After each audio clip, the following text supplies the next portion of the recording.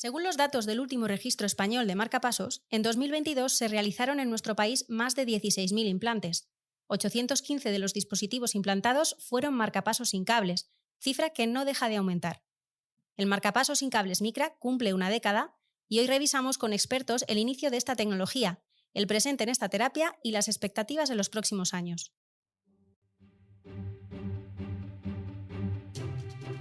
Cardio Podcast. Novedades científicas y actualidad clínica de la mano de expertos de la especialidad. Suscríbete al canal Cardio Podcast y escúchanos en Google, Apple y Spotify. Bienvenidos a un nuevo episodio de Cardio Podcast, la producción de la Sociedad Española de Cardiología coordinada por su grupo de jóvenes cardiólogos.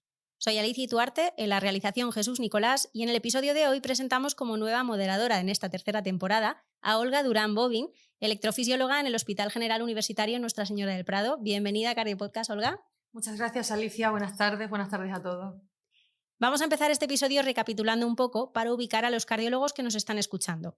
El 10 de diciembre de 2013 se anunciaba el implante del primer marcapasos sin cable Micra en humanos, realizado en el Hospital de Linz, en Austria.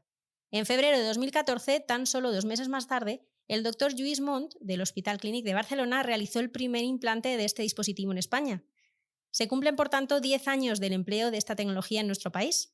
Así es, a lo largo de estos 10 años se han beneficiado de esta tecnología a nivel global más de 200.000 pacientes. En España han sido más de 4.000 pacientes los tratados con esta tecnología y efectivamente, según el registro español de marcapasos que mencionabas, Alicia, la cifra de implantes en el año 22 creció un 25% respecto del año previo. Las peculiaridades de este dispositivo, que a lo largo de este Cardio Podcast vamos a comentar, lo llevan a convertirse de momento en las guías vigentes de práctica clínica como una alternativa a la estimulación convencional en casos de dificultad de acceso en extremidades superiores, riesgo de infección de la bolsa peculiarmente elevado, pero también se podría plantear en otras circunstancias individualizando esa indicación. Cardio Podcast, episodio realizado con la colaboración de Medtronic. En el programa de hoy tenemos 3 invitados que son referencia en este campo. En la introducción ya hemos nombrado al primero de ellos, a Lluís Mont Girbau, electrofisiólogo en el Hospital Clínic de Barcelona. Un placer contar contigo en este espacio, doctor. Muchas gracias por la invitación. También contamos con Marta Pachón Iglesias, electrofisióloga en el Hospital Universitario de Toledo. Bienvenida de nuevo a Cardio Podcast, Marta. Muchas gracias. Y tenemos también a Luis Borrego Bernabé, electrofisiólogo en el Hospital Universitario 12 de Octubre de Madrid. Bienvenido, Luis. Muchas gracias, encantado de estar aquí. Muchas gracias a los 3 por estar hoy con nosotros y ya sin más dilación nos ponemos ya en situación y me gustaría pedirle a Lluís que nos explicara en qué consiste el marcapasos sin cables Micra y cómo se realiza ese implante del dispositivo. Bueno, en su momento fue un cambio revolucionario porque por primera vez introducía un dispositivo que no llevaba cables, que se ponía directamente en el corazón como una pequeña cápsula, ¿no? Y eso es realmente un cambio tecnológico muy importante. Todavía estamos, yo creo, al principio de esta tecnología, aunque ya llevamos 10 años, pero el camino que vaya a recorrer pues está por definir. Lo que es cierto es que también, aparte de ser muy distinto el dispositivo, es muy distinta la técnica de implante respecto a los implantes tradicionales, porque ya no requiere pues, hacer una pequeña cirugía, introducir un generador, pasar por las venas, sino que simplemente se introduce a través de la vena, pero se deja la cápsula implantada y se retira todo. Yo creo que esto realmente abrió un camino en su día muy importante que estamos recorriendo y que estamos, yo creo, al principio, pero que probablemente no haya vuelta atrás. Eso es como cuando los peces salieron del agua y se convirtieron en anfibios, ya no se volvieron al agua, ¿no? Aquí es una tecnología que yo creo que está para quedarse, pero en plena evolución. Y como comentábamos anteriormente, implantaste el primer marcapasos sin cables en España. ¿Cómo recuerdas esos primeros procedimientos? Bueno, más que el procedimiento fue toda la preparación, porque realmente, claro, era un estudio multicéntrico en el cual había un interés extraordinario por parte de Medtronic para no fallar en este caso, y una gran, aunque hayas hecho muchos implantes experimentales y lo que quieras, pues cuando empiezas a hacerlo en pacientes es un salto muy importante y había una gran expectación. Cada vez que se hacía un implante pues venía todo el equipo, ingenieros desde Minneapolis, filmaban todo y por suerte, y porque el sistema es muy robusto, pues funcionó muy bien.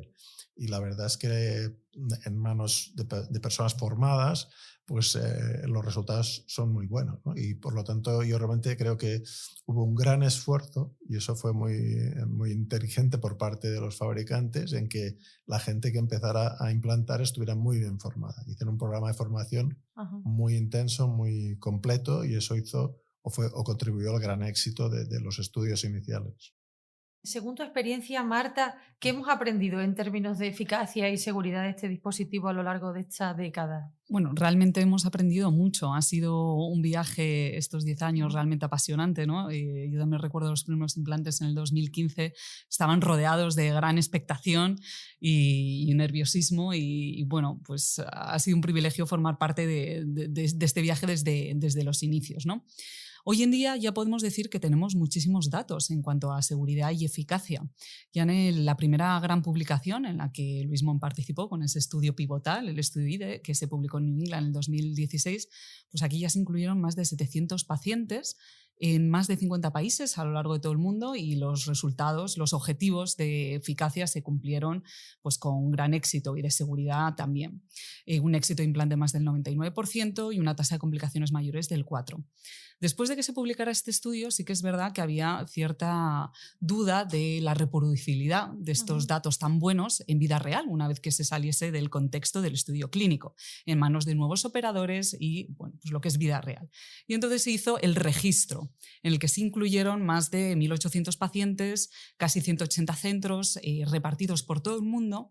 Y lo interesante de este registro es que la mayor parte de los implantadores eran implantadores sin experiencia previa en el implante de marcapasos sin cable, o sea, que era vida real. Y sorprendentemente, bueno, pues los datos de seguridad y eficacia fueron absolutamente reproducibles. También más de un 99% de éxito del implante, parámetros excelentes, estables a lo largo del tiempo. Pero lo que fue muy llamativo es que la tasa de complicaciones fue menor que en el estudio pivotal. O sea, al salir al mundo real hubo una complicación menor, solo del 2,7% frente al 4% del estudio IDE. ¿Y cuáles son las razones de esto? Bueno, una de las razones ya la ha dicho Luis, que era el exhaustivo sistema de formación que se requería a los nuevos implantadores y que sigue en pie. Todo nuevo implantador tiene que pasar por este proceso de formación, lo cual asegura que el implante se haga de forma reproducible y segura y con unos pasos muy determinados. Y luego otro factor muy importante es cómo, y que hemos cambiado desde el inicio, es cómo hacemos el implante. En el estudio IDE y en los primeros años, pues el dispositivo, el Micra, se implantaba en septo, pero a nivel apical. Y aprendimos con el tiempo que la posición objetivo ideal era a nivel septal más alto, de tal forma que así, por ejemplo, en el estudio IDE, 2/3 de los Micras se implantaban a nivel septal, a nivel apical, perdón, y 1/3 a nivel medio. Y en el registro fue exactamente al revés. 2/3 de los Micras se implantaban en el septo y solo 1/3 en el apex. Y yo creo que esto fue el principal factor para la disminución de complicaciones, ¿no? Que sí que ha conseguido el marcapasos sin cable reducir las complicaciones con respecto al endovenoso. Cuando comparamos con el implante endovenoso hay una reducción de prácticamente un 60%, fundamentalmente a expensas de una disminución en la revisión del sistema, lógicamente. Sí, yo quería comentar que efectivamente el hecho de que en este caso haya estado tan pendiente de la formación adecuada, claro, los primeros implantes están muy pendientes, te dicen pues esto igual hay que tener cuidado y demás, y yo creo que efectivamente es normal esta menor tasa de complicaciones en la evolución del Micra, porque realmente hemos aprendido mucho porque los técnicos han estado muy, muy pendientes. Y, por ejemplo, una cosa que al principio a mí me pasaba y es que era como intentar los parámetros perfectos, entonces si no me gusta lo recoloco, me voy a otro sitio, y eso se ha visto que el andar reposicionando el dispositivo puede llevar a complicaciones, cuando en realidad si los umbrales están por debajo de 2, pues luego sabemos que con los corticoides y más al final ya mejoran. Entonces, pues una posición de menos 2 está muy bien y ya está, y no andas recolocando. En mi experiencia a lo largo de estos años del dispositivo es, como comentaba Luis, es la robustez del sistema, ¿no? A mí me ha llamado la atención, ya que llevamos tantos años, ya lo puedo decir, al principio uno no sabía lo que iba a pasar, pero ahora ya después de 10 años sí lo puedo decir, es que estos dispositivos cuando quedan bien para siempre, no te dan sustos. Los seguimientos son pues absolutamente rutinarios, no hay sorpresas, no tienes incidencias, los parámetros siempre son excelentes, siempre está todo bien y bueno, pues esa seguridad la verdad es que siempre yo creo que es muy bueno, tanto para, por supuesto, para los pacientes, para nosotros y para la tecnología y la medicina en general, ¿no?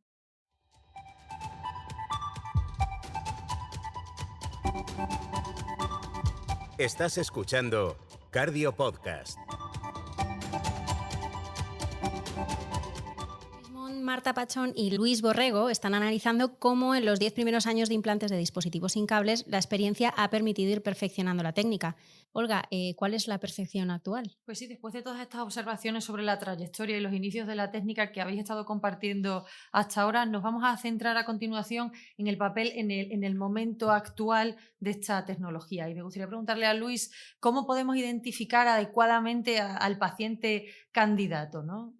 Sí, bueno, está las indicaciones clásicas, ¿no? La que vienen las guías multiplicadas de la Sociedad Española de Cardiología 2021, pues lo típico, ¿no? El riesgo de infección del dispositivo es una indicación 2A, eso está claro, todos lo sabemos.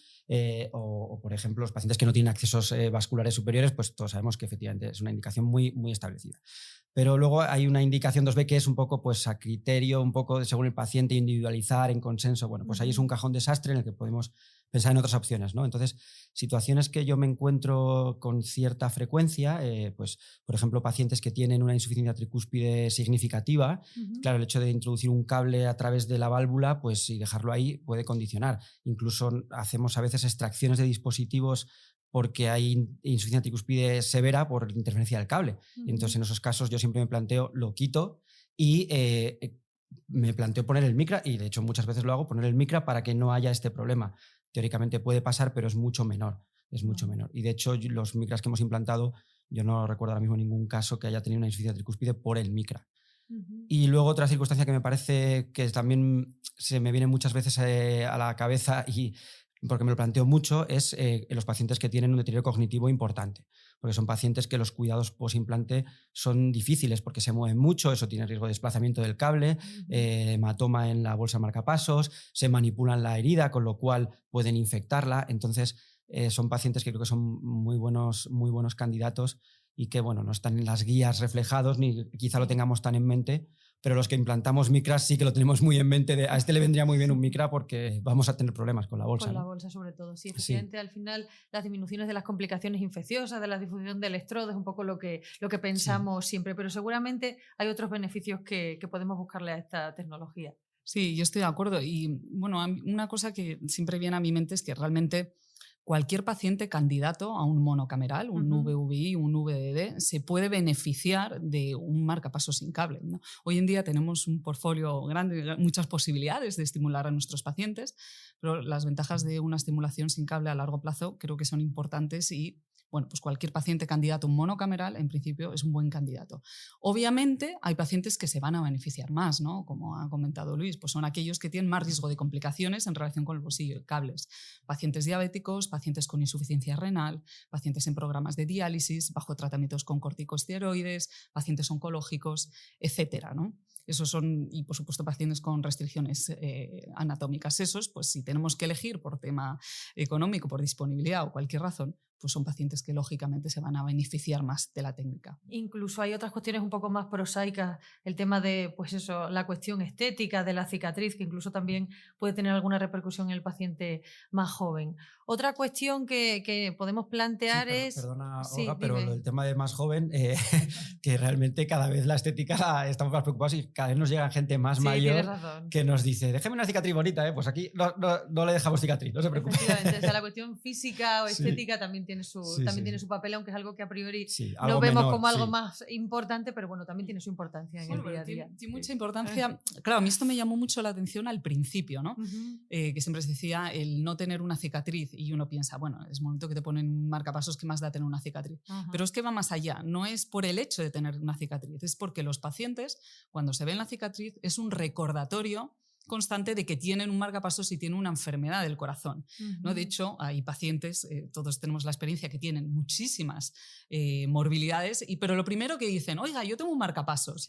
Sin embargo, el no tener esa cicatriz ya no tienen el recuerdo. Es como si no tuvieran marcapasos. Ajá. De hecho, incluso se olvidan, ¿no? Y ese aspecto psicológico me di cuenta de que era De que mucho también más era importante de importante. lo que yo pensaba, ¿no? Que va más allá simplemente de verse, ¿no? Ujú. Y otra cuestión que me gustaría plantearos es la cuestión que comentábamos del alta en el día, igual que se hace, por ejemplo, con las intervenciones de ablación, de fibrilación auricular, que ya está pues bastante establecido, en muchísimos centros se hace así. ¿Con el MICRA en el paciente programado es algo que podríamos plantear? Sí, realmente nosotros la mayor parte de las ablaciones les damos el alta el mismo día, después de unas horas de reposo, y en el fondo cuando implantamos un MICRA hacemos esas horas de reposo y después ya pueden deambular, y igual que pueden deambular por el pasillo del hospital, pueden deambular por su casa, porque realmente las complicaciones son muy bajas, afortunadamente, que tenemos muy buena técnica, muy buen sistema, y si hay complicaciones suelen ser muy al principio, con lo cual en esas horas de observación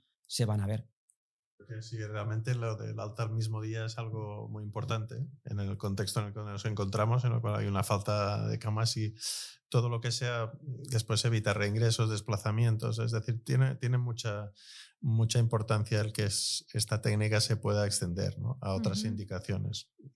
Claro, hay unas diferencias de precio, por eso decía que estamos un poco al principio, ¿no? Y entonces cuando todavía hay una diferencia de precio entre un sistema convencional y el nuevo, pues tiene que pasar un tiempo para que se pueda asumir que es la estimulación normal, ¿no? Y que los otros sistemas en 10 años se consideren obsoletos, para entendernos, ¿no? Entonces ahí realmente es una evolución que estamos en medio de ella, ¿no? Pero yo le veo sobre todo ventajas respecto a la estimulación convencional, ¿no? Ahora también me gustaría hablar de las cuestiones que van más en el momento presente, pero también mirando a futuro y sobre todo respecto de las últimas mejoras de la tecnología. Sabemos que la última generación tiene pues mejoras en cuanto a la longevidad del dispositivo, los algoritmos también de sincronía auriculoventricular en la última generación de marcapasos MICRA. Con estos nuevos avances, ¿creéis que podemos llevar esta tecnología, pues no como se hacía inicialmente, sobre todo a ese paciente mayor y frágil, sino a una población más joven, ¿no? Aunque lo de joven es relativo, pero bueno,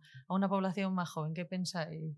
Realmente lo ideal sería pues, que todos los marcapasos fueran sin cables por todo lo que estamos comentando, ¿no? Por el tema de menos complicaciones, por el tema de no tener la carga psicológica de pensar que estás enfermo, porque como no lo ves, pues no lo sientes, ¿no?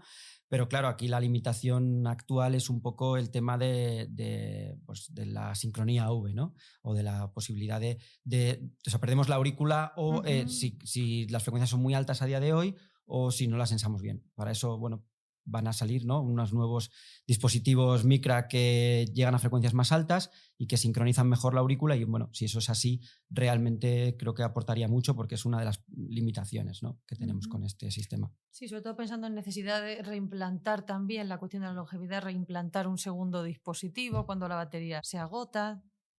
La gran limitación que tenemos hasta ahora, y que algunas casas ya están llegando, es a tener un sistema que estimule la aurícula, porque al final hay un gran porcentaje de pacientes lo que tienen es una disfunción sinusal, y por lo tanto para cubrir todo el espectro necesitas alguna forma de estimular la aurícula, ¿no? Y eso parece que está viniendo. De hecho, ya están en el mercado pues un sistema que puede estimular la aurícula. Y el otro gran reto, como decía Luis, es la sincronía, ¿no? Cada vez más exigimos sincronía en la estimulación. Antes era solo pacientes que tenían disfunción severa. Eso va a ser probablemente la norma a partir de ahora, ¿no? Es decir, oiga, no pongo marcapasos si me va a desincronizar. Y en este sentido falta un avance tecnológico de los dispositivos sin cables que aseguren la sincronía, pero que yo creo que es probable que venga, porque tecnológicamente no parece nada inalcanzable, ¿no? Sí, y el otro aspecto también que es de debate y está de plena actualidad es la estimulación fisiológica que todos querríamos, ¿no? Una estimulación fisiológica sin cables. Es cierto que uno de los últimos estudios con el MICRA, el CED, el que se hizo con la población del Medicare y Medicare, en el que se incluyó un montón de pacientes, bueno, es observacional, no tiene el poder de un aleatorizado, pero al compararlo con los endovenosos, se vio que había una reducción en cuanto a necesidad de actualización a resincronización y hasta un 10% menos de hospitalización por insuficiencia cardíaca, pero bueno, no es una estimulación fisiológica como tal, y pues nos gustaría ver algún día una estimulación fisiológica sin cables, ¿no? Que bueno, yo creo que con los avances tecnológicos, pues seguro que somos optimistas y seguro que lo tendremos, ¿no? Eso sería ya, pues vamos, lo máximo, ¿no?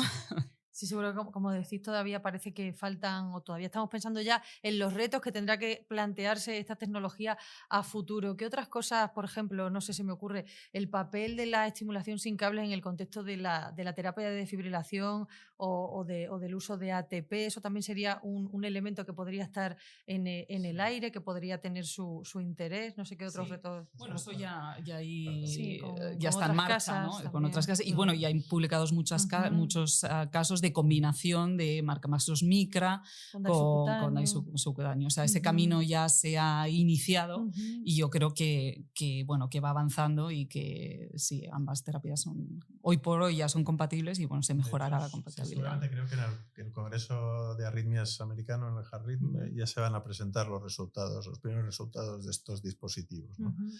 Que permitirían utilizar un desfibrilador sin cables y solamente la parte de marcapasos cubierta por el marcapasos sin cables, con lo cual tendríamos un sistema de desfibrilación y de estimulación sin cables completo, ¿no? Y otras casas están trabajando también, Medtronic está trabajando en otro modelo, o sea que todo va en esta dirección, yo creo, del sin cable, ¿no? Que sería el mensaje. Que también hay un reto que es el número de pacientes. No es lo mismo iniciar una terapia muy específica en una enfermedad infrecuente que tener que sustituir una terapia. Es como sustituir los coches de gasolina por eléctricos. Claro, hay muchos, ¿no? Entonces, si vamos a sustituir en los próximos años una terapia con cables, con sin cables, necesitas formación, no solo los dispositivos, sino la infraestructura, las personas formadas, ¿no? Y eso es lo que va a ir ocurriendo poco a poco, pero yo creo que está ahí. No solo el tema de eso, del implante, que puede ser más complejo y demás, sino también el seguimiento, ¿no? A lo mejor la forma de de seguir los dispositivos es distinta. Por ejemplo, con el Micra V ahora, ¿no? Antes los ajustes de los parámetros eran de una manera y ahora para que mejore la sincronía V con el Micra, la programación es algo distinto. Y hay que aprenderlo. Hay incluso Medtronic te da, ¿no?, unas charlas, unas sesiones para aprender. Los que hacen los seguimientos de los dispositivos, pues tenemos que saber cómo se sincroniza, que no tiene nada que ver con el seguimiento eléctrico. Esto es un seguimiento mecánico. Tienes que aprender cómo sensa el Micra para hacer la sincronía, ¿no? La siguiente generación de Micra V ha facilitado esto y nos va a hacer también la vida más fácil en cuanto al seguimiento, ¿no? Cosa que vamos a agradecer en ahorro de tiempos. Sí. Claro, el tema, si lo que queremos es que todo lo hagamos con esta tecnología, la estimulación fisiológica o la resincronización o, bueno, pues esto que hemos estado comentando antes, claro, esto se extendería, si funciona bien y va bien, cada vez a más población y eso implica cada vez a gente más joven. Y estamos con el tema de la longevidad, ¿no? De la batería, que duran bastante estos marcapasos. La nueva generación de Micra va a durar todavía más. Quiero decir, duran mucho, pero claro, cuánto es mucho depende a quién se lo pongas. Si empezamos a ponérselo a pacientes con disfunción ventricular, que son jóvenes, ese mucho igual ya no es tanto.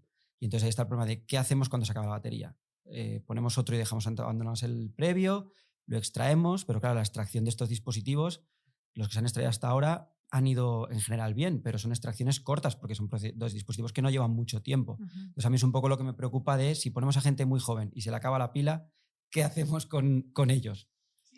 Yo en ese respecto la verdad es que siempre he intentado pensar de forma optimista y yo siempre pienso que, bueno, pues si a ese paciente joven que por la razón que sea hemos optado por darle una terapia sin cables, muchas veces porque a lo mejor era su única opción o la opción más razonable, en el momento de que haya que plantearse se acabe la batería, pues esos años que ha estado con estimulación sin cables son años que le hemos ahorrado de las complicaciones secundarias a los cables. Entonces, bueno, pues ahí ya podemos, eso será dentro de un tiempo en el que probablemente la tecnología nos dé nuevas soluciones y si no las tenemos, en el peor de los casos, podemos ir a una terapia convencional, pero desde luego le hemos ahorrado un montón de años de todas las complicaciones en relación con los cables, ¿no? Que bueno, todos sabéis, la tasa de disfunción de electrodos es bastante alta, sobre todo en gente joven, y aunque la mayor parte de estas complicaciones se pueden solucionar, sabéis que en la literatura está ampliamente descrito que está asociado a un aumento de mortalidad, ¿no? El tema de la batería se ha hablado desde el principio, pero es una preocupación muy teórica. Por ejemplo, nosotros un paciente, pero le pusimos un segundo porque quiso él, se podía haber puesto un convencional, pero quiero decir, hay posibilidades varias con las que puedes jugar cuando se acaba la batería, ¿eh? Pero la otra cosa es que cuando hablamos de marcapasos en pacientes jóvenes no sabemos qué significa joven, ¿no? Porque claro, el espectro de gente marcapasos es de los 70 a los 90 y pico, ¿no? Más o menos va por ahí. Un paciente hoy en día de 70 años es muy joven porque hace deporte, actúa y está bien, ¿no? Pero a veces la gente piensa, marcapasos en gente joven de 40 años. Y hombre, esto hay uno o ninguno, ¿no? Se ven algunos pacientes con enfermedad congénita, pero es la inmensa mayoría del número de pacientes pues están a partir de los 70, ¿no? Y 14 años de longevidad que tiene, por ejemplo, este nuevo dispositivo significa que la inmensa mayoría no van a necesitar un recambio por pura ley de vida, ¿no? Y el que no necesite no va a ser un problema tampoco, ¿no? O sea que no es para mí, yo no creo que sea lo más limitante. Lo más limitante va a ser el cambio, que tendrá que ser progresivo, porque todavía, por ejemplo, en España creo que hasta un 40% de los implantes lo realizan personas que no son electrofisiólogos, que no trabajan habitualmente con catéteres. La tecnología de implante de estos dispositivos tiene mucho que ver con el manejo de catéteres dentro del corazón y tal. Entonces, este salto de un tipo de profesional a otro o de un aprendizaje por parte de una persona que no está entrenada para esto, ¿no?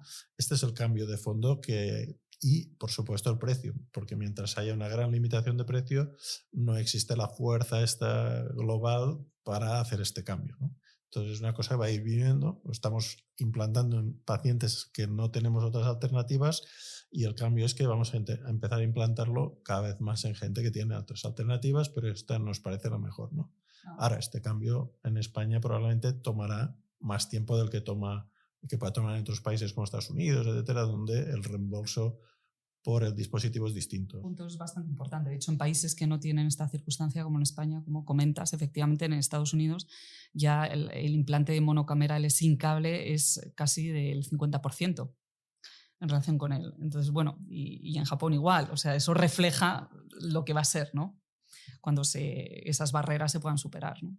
Lluís, Marta y Luis, os hemos tenido aquí en Cardio Podcast. Muchísimas gracias por haber estado con nosotros. Esperemos que dentro de 10 años podéis estar aquí de nuevo para contarnos cómo ha sido finalmente esa evolución, qué escenario nos encontramos, qué cifras tenemos según ese registro de implantes y qué nos depara esta técnica.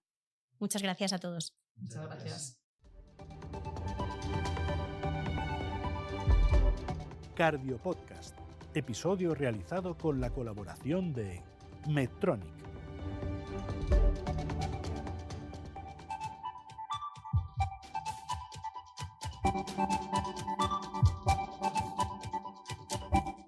Pues hemos llegado al final del episodio, Olga. ¿Con qué mensaje nos despedimos? Bueno, ha sido realmente un verdadero placer haber compartido con nuestros expertos cómo ha sido esos inicios de la tecnología. Nos hemos centrado en la actualidad, pero sobre todo ya pensamos en el futuro. Yo me quedo con los retos a futuro, sobre todo.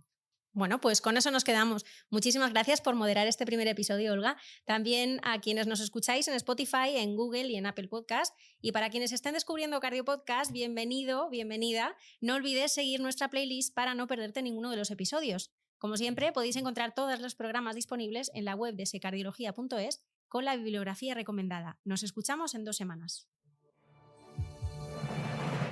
Cardio Podcast, un programa de la SEC coordinado por su grupo de jóvenes cardiólogos.